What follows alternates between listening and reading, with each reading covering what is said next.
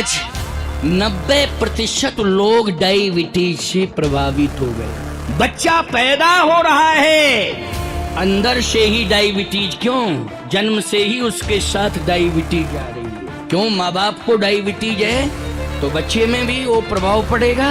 ये बहुत ही खतरनाक राक्षसी है और इस राक्षसी पर नियंत्रण पाना है तो दो चीजें अपनाना है। एक महात्मा हमारे बहुत प्रेमी, तो मैंने कहा कि बहुत सालों बाद मिले हो, भजन कितना बढ़ा? अरे बोले बैठ नहीं पाते हैं घुटनों के कारण। यही बोले क्या बतावें, पहले तो 6-6 घंटे बैठता था, भजन करता था, अब तो यह है कि घुटनों के कारण बैठ नहीं पाता हूं। फिर बोले अब बैठ ही नहीं पाता हूं तो भजन क्या होगा? मैंने कहा इसका मतलब है कि घुटने प्रभावित हो गए, भजन कम हो गया, वजन बढ़ गया और वजन बढ़ने से ये घुटने गड़बड़ हो गए। मैंने कहा महात्मा एक टाइम, केवल एक टाइम भोजन करो, एक टाइम केवल मात्र कुछ हल्का फुल्का ले लिया करो, गाय का दूध ले लिया करो, एक आध फल, एक टाइम भोजन करो। क्या होगा महाराज इससे? हमने कहा फिर वजन घट जाएगा, भजन बढ़ जाएगा। नहीं तो ये वजन गड़बड़ी करेगा। अभी कुछ दिन के बाद एक ऐसी राक्षसी आएगी जो पूरी तरह से प्रभावित कर देगी। बोले कौन सी राक्षसी? हमने कहा डायबिटीज। ये बहुत खतरनाक राक्षसी है। क्यों भाई, है कि नहीं? डायबिटीज इतनी खतरनाक राक्षसी है ये कि ईमानदारी से बताओ, आती है चोरी चोरी से घुस जाती है और पूरे शरीर में घुन लगा देती है। अंदर अंदर से बोलो शरीर खोखला हो जाता है कि नहीं? ये घुन का काम करती है, यही राक्षसी है ये डायबिटीज, शुगर। इसलिए आप जो है वजन घटाइए और भजन बढ़ाइए, भोजन कम करिए, भजन ज्यादा करिए। ये राक्षसी प्रभावित नहीं कर पाएगी। आज 90% लोग डायबिटीज से प्रभावित हो गए। बच्चा पैदा हो रहा है, अंदर से ही डायबिटीज। क्यों? जन्म से ही उसके साथ डायबिटीज आ रही है। क्यों? माँ बाप को डायबिटीज है तो बच्चे में भी वो प्रभाव पड़ेगा। ये बहुत ही खतरनाक राक्षसी है और इस राक्षसी पर नियंत्रण पाना है तो दो चीजें अपनाना है। टेंशन से मुक्त हो जाओ। दूसरी बात, टेंशन से मुक्त आपको महाराज नहीं हो पाएंगे, कोई और उपाय बताओ जिससे टेंशन से मुक्त हो जाएं। तो मैं एक ही बात कह रहा हूं, दो काम करना। सुबह ब्रह्म मुहूर्त में जगना। कौन से मुहूर्त में जगना? ब्रह्म मुहूर्त में। कोई विशेष कारण हो अलग बात है, बेटा बेटी की शादी है तो जगना ही पड़ेगा, मजबूरी है। क्यों भाई, मजबूरी है कि नहीं? अगर रिश्तेदारी, खास रिश्तेदारी में कोई मांगलिक कार्य है तो उसमें जाना पड़ेगा, उनका साथ देना पड़ेगा, सहयोग करना पड़ेगा, ये तो मैं भी जानता हूं। लेकिन विलंब से जगने का नियम मत बनाओ, क्योंकि ये नियम नहीं है, देर से उठने वाला अपवाद है। बोलो, देर से जगने वाला प्रतिदिन रूटीन में विलंब से, देर से जगने वाला ये नियम नहीं है, ये है अपवाद। बोलो, है अपवाद कि नहीं? और आज विडंबना इस बात की है, ये राक्षसी जो डायबिटीज है, ये शुगर इसलिए प्रवेश कर रही है क्योंकि हमने मौका दे दिया है। हम देर से जग रहे हैं, विलंब से जग रहे हैं।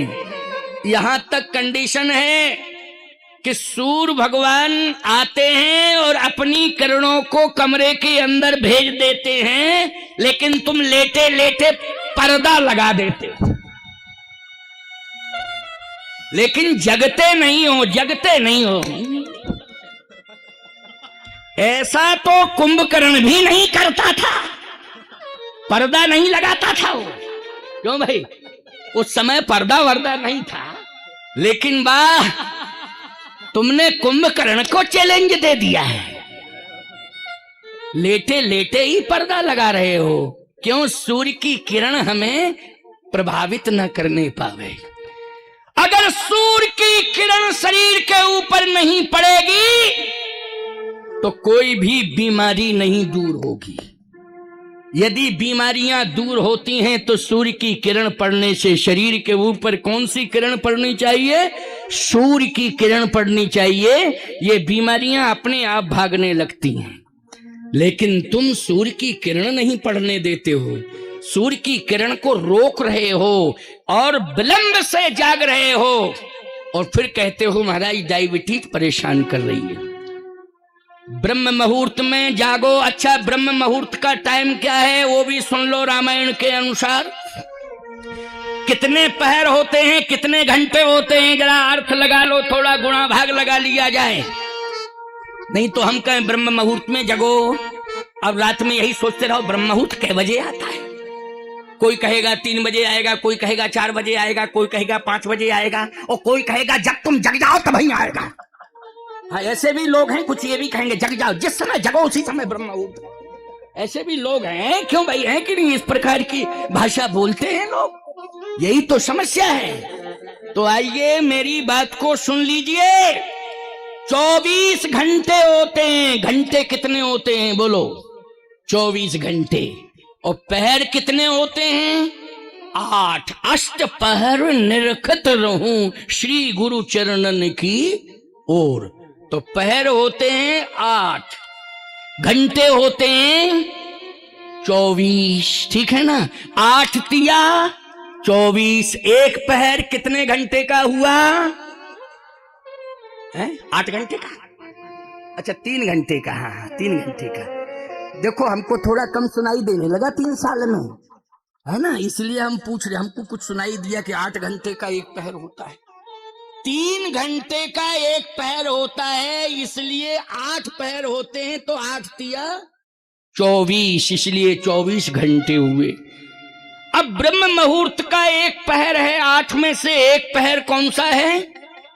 ब्रह्म मुहूर्त का, वो भी 3 ही घंटे का होता है।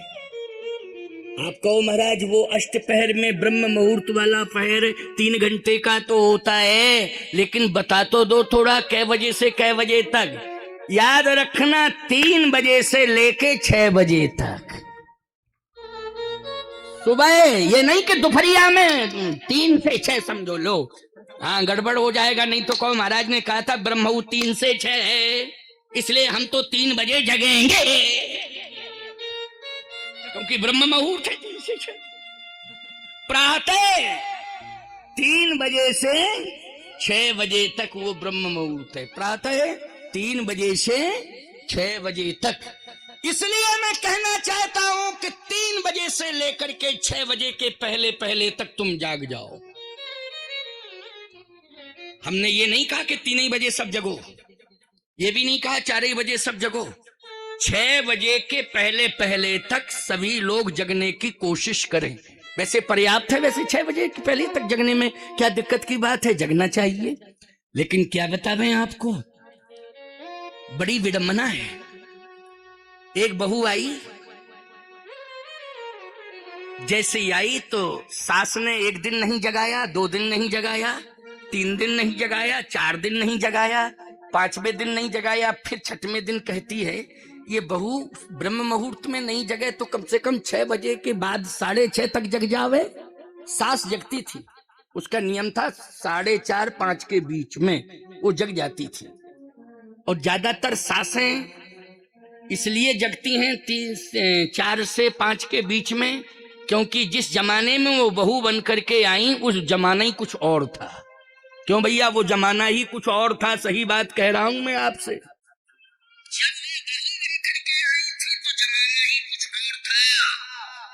अब वो सास बन गई है तो जगने का अभ्यास बना हुआ है। लेकिन अब आजकल की बहू आ रही है, जमाना कुछ और है। जमाना बदल गया। क्यों भाई बदल गया? सन बदल गया, सम्मत बदल गया। क्यों भाई बदल गया कि नहीं? कानून बदल गया। विशेष पावर वाला कानून बहुओं के साथ जुड़ा हुआ है। आप कहो महाराज सासों के साथ नहीं,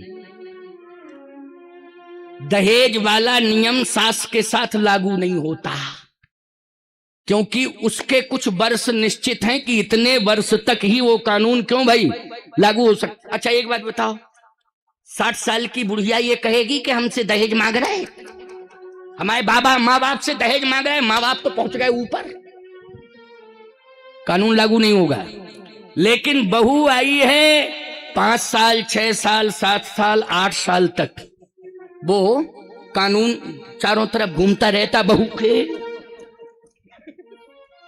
घूमता रहता है। जरा सा तुमने कोई बात कही तो इनको पीसीओ पर नहीं जाना है, न किसी कमरे में लैंडलाइन पर जाना है, सीधा जेब में हेलो हेलो तुरंत वहीं, क्योंकि साथ में लिए थोड़ा सा बस निकालना है, या पर्स में पड़ा होगा या है नहीं। हेलो पापा जी जल्दी चले आओ, शाम तक मिलूंगी नहीं जिंदा, क्योंकि कसाईयों के बीच में भेजा है आपने, इंसान को नहीं है। अरे राम राम राम राम, कितना बड़ा संतुलन बिगाड़ दिया। थोड़ा सा माताओं बेटियों को समझाओ कि थोड़ा सा गंभीर बन जाओ, गंभीर बन जाओ। और जिस दिन तुम्हारी बेटी गंभीर बन जाएगी, मैं कहता हूं कि कौशल्या की पूजा कम हुई है, सीता की पूजा गांव गांव में हो रही है। बोलो हो रही है कि नहीं? राम की मां कौशल्या का मंदिर नहीं मिलेगा किसी गांव में, लेकिन ऐसा कोई गांव बताओ जिसमें सीता जी का मंदिर ना हो, राम सीता का मंदिर, राम जानकी के मंदिर है कि नहीं? सोचो जरा, विचार करो। लेकिन बनना क्या पड़ेगा? सीता, क्योंकि सीता जी ने कभी कोई पत्र नहीं लिखा है मिथिला को, किसी भी। हमने तो बहुत रामायण, जितनी रामायण है लगभग काफी रामायणों का अध्ययन किया, वाल्मीकि रामायण को भी पूरी तरह से पढ़ा, और भी रामायणों को पढ़ा, और गोष्ठी में जो बड़े बड़े संत विद्वान हैं उनके बीच में बैठ करके चिंतन मंथन लिया कि सीता जी ने कभी किसी भी रामायण में अयोध्या से कोई पत्र मिथिला भेजा? पहले पत्र की परंपरा थी। क्यों भाई, किसकी परंपरा थी? पत्र की। जनक जी ने भी जो भेजा था पत्र ही भेजा था, दूतों के द्वारा। क्यों? दूतों के द्वारा क्या भेजा था? पत्र। पत्र मानी पाती, पत्र मानी पाती। कैसे प्रमाण है? प्रमाण है, पहुंचे दूत रामपुर पावन, हर से नगर बिलोक सुहावन। पहुंचे दूत रामपुर पावन, हर से नगर बिलोक सुहावन। और जैसे ही पत्र लेके दूत पहुंचे तो दशरथ जी महाराज को पता चला कि पत्र आया है। कौन लाए हैं? बोले दूत। कहां से आया पत्र? बोले मिथिला से। कौन लाए हैं? बोले मिथिला के दूत लाए हैं। दशरथ जी ने कहा बुलाओ। जैसे ही दशरथ जी महाराज ने बुलाया तो वो दूतों ने पत्र महाराज दशरथ को दिया। बारी बिलोचन बाचत पाती,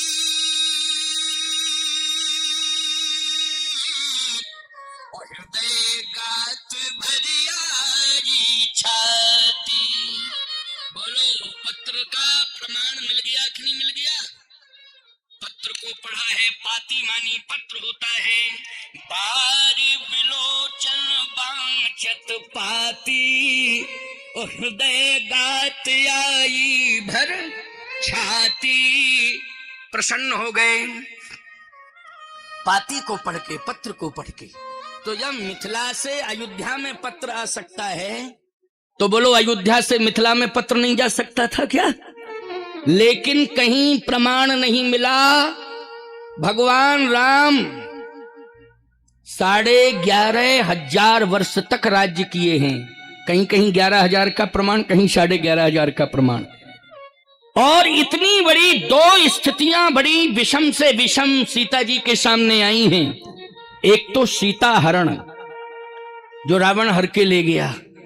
ये तब भी उन्होंने पत्र नहीं लिखा, कोई चिट्ठी नहीं, कोई पत्र नहीं, कोई समाचार नहीं।